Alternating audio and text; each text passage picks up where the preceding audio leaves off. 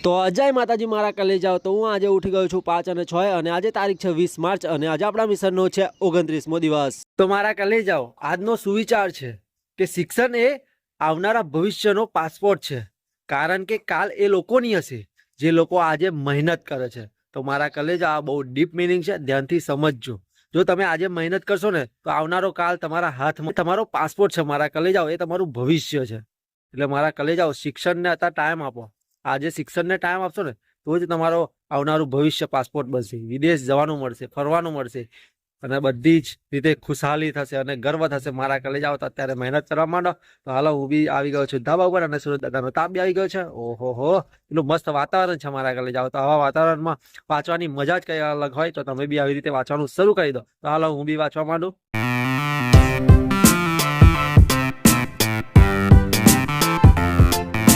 આ મારી દિયોર કઈ ગઈ લે, આ મારી દિયોર મોક ચરની હેરાન કરે છે। જો ને આંગળે આવીને બેસી જાય છે મારી દિયોર, જો તો ખરી બીજી આગળ આવીને બેઠી છે। જો ખબર નહીં શું ભરી ગયો છે અત્યારે મારી હાથે આવે છે મારી દિયોર। જાઓ ને ગયો, જવા ગયો।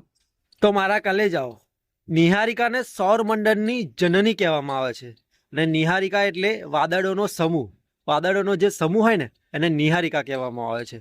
તો મારા કલેજાઓ આ યાદ રાખજો। તો મારા કલેજાઓ સૌથી નાનો અને સૂર્યના સૌથી નજીકનો ગ્રહ બુધ છે અને પૃથ્વીનો ઉપગ્રહ એટલે ચંદ્ર છે। તો મારા કલેજાઓ આવી આવી નાની નાની ડિટેલ્સ યાદ રાખજો, કેમ કે આવું જ પૂછી જોવે, ફેક્ચ્યુઅલ ડેટા પૂછે અને અત્યારે વિધાનવાળા વાક્ય થઈ ગયા ને એટલે આવું જ પૂછે મારા કલેજાઓ। એટલે વિધાન આપણને યાદ હોવું જોઈએ। હવે આવા નાના નાના વિધાન મૂકી દે એટલે આપણને ખબર હોવી જોઈએ કે આ સાચું છે ને એમાં એકાદું શબ્દનો જ મિસ્ટેક હોય ને એ જ ખોટું હોય, એટલે આપણને ખબર પડી જોઈએ કે આ શબ્દ અહીંયા આગળ બદલેલો છે। ફેક્ચ્યુઅલ ડેટા અમુક વસ્તુ યાદ જ રાખવી પડશે મારા કલેજાઓ। તો હાલો હવે મંદિરે જવાનો ટાઈમ થઈ ગયો છે, તો હાલો મારા કલેજાઓ હવે નીચે જઈએ। તો મારા કલેજાઓ અત્યારે મેં તારાઓ અને સૂર્યમંડળનો ટેસ્ટ આપ્યો। મારો દિવસ 30 માર્ક્સનો ટેસ્ટ આપ્યો, એમાં 10 જ માર્ક્સ આવ્યા અને મેં કોન્સ્ટેબલ લેવલનું વાંચ્યું અને પીએસઆઈ લેવલનો ટેસ્ટ આપ્યો, તો મારો દિવસ 4થી માર્ક્સ આવે એમ કહો તમે? હે 4થી માર્ક્સ આવે મારો દિવસ વાંચું છું કોન્સ્ટેબલ લેવલનું અને ટેસ્ટ આલું છું પીએસઆઈ લેવલના।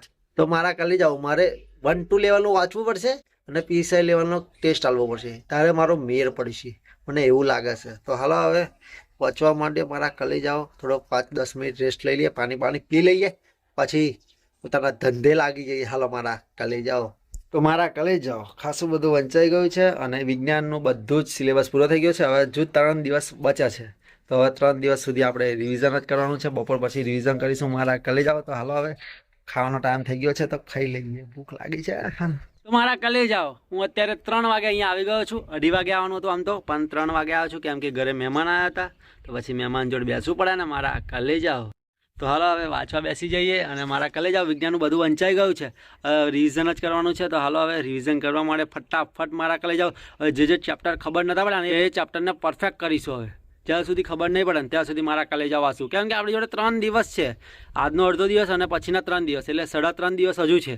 તો મારા કલેજા મસ્ત થઈ જાય, ભાઈ તો તોડી નાખે એવું બાપુ થઈ જાય। તો હાલો હવે તો મારા કલેજાઓ પાચન તંત્રમાં પેલું નાનું આંતરડું હોય છે ને એને એનસીઆરટી પ્રમાણે 7.5 મીટર હોય છે લંબાઈ અને જીસીઆરટી પ્રમાણે 6.5 મીટર લંબાઈ હોય છે। તો મારા કલેજાઓ આ યાદ રાખજો। તો મારા કલેજાઓ હવે 5 વાગી ગયા છે અને મારા દિયોર મસ્ત વંચાઈ ગયું છે અને અત્યારે તો મેં પાચન તંત્ર જ વાંચ્યું છે, કેમ કે હવે મેં કીધું જે બી વાંચે ને એ પરફેક્ટ ક્લિયર કરી, એટલે પાચન તંત્ર કમ્પ્લીટ વાંચ્યું છે અને કમ્પ્લીટલી અમુક સ્ક્રીનશોટ બી લીધા છે અને યુટ્યુબ પર વિડીયો જોઈને મારા કલેજાઓ કર્યું છે। થોડુંક રિવિઝન આપણે ચોપડીમાંથી બી વાંચ્યું અને થોડું વાંચવાનું મન નહોતું થતું એટલે મેં કીધું યુટ્યુબ પર વિડીયો જોઈ લઈએ, તો યુટ્યુબની વિડીયો જોઈને બી થોડુંક રિવિઝન કર્યું છે મારા કલેજાઓ અને પાચન તંત્ર 75% સુધી આપણને બધું જ ખબર પડી ગઈ છે મારા કલેજાઓ। તો હાલો હવે ઘરે જઈએ, દૂધ અને નાસ્તો કરીએ, પછી મારા કલેજાઓ ફરી આપણા ધંધે લાગી જઈશું, કેમ કે 5:30 વાગે હવે વાંચવા બેસવાનું છે।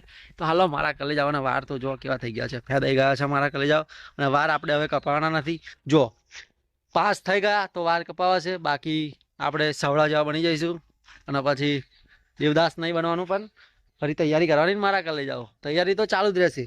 તો હાલો મારા કલેજાઓ જ્યાં સુધી વર્ધી નહીં મળે ને ત્યાં સુધી આપણે તૈયારી કરવાની છે મારા કલેજાઓ। તો હાલો હવે ઘરે જઈએ।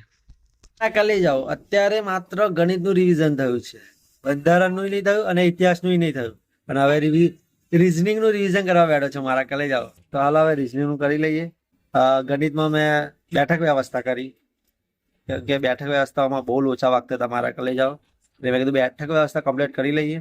તો હવે રિઝનિંગમાં આપણે કરવાનું છે કયું ખબર? મૂળાક્ષર શ્રેણી. તો મારા કલેજાઓ પછી મેં રિઝનિંગ કર્યું. હવે કલાક જેવું રિઝનિંગ કર્યું અને બહુ મસ્ત સમજો મારા કલેજાઓ. કેમ કે સમાંતર શ્રેણી કરી કે શ્રેણી કઈ રીતે આવે એ બધું જોયું. અને બકુલ પટેલ સાહેબનો વિડીયો જો ભેંસ કી પાઠશાલા મારા કલેજાઓ તો તમે બી જોજો, બહુ મસ્ત સાહેબ બનાવે છે. અને મારે એક બીજી વાત કહેવી હતી કે કોઈ બી વાત અધૂરી જાણીને કોઈ નિર્ણય નહીં લેવાનો. કેમ કે પૂરેપૂરી વાત પહેલાં જાણવાની પછી જ નિર્ણય લેવાનો. એટલે તમને તકલીફ ના પડે. મારા કલેજાઓ પછી પસ્તાવવું પડે છે. એટલે કોઈ બી વાત હોય ને તો પૂરેપૂરી જાણવાની અને પેશન્સ રાખવાનું. થોડોક ટાઈમ જાય તો જવા દેવાનું, પણ શાંતિથી જાણવાની પૂરેપૂરી વાત અને પછી જ નિર્ણય લેવાનો. તો હાલો મારા કલેજાઓ, આજે 8 કલાક જેવું લગભગ વંચાવ્યું છે. તો હાલો, જય માતાજી. Big thank you for being here. बहुत बहुत धन्यवाद.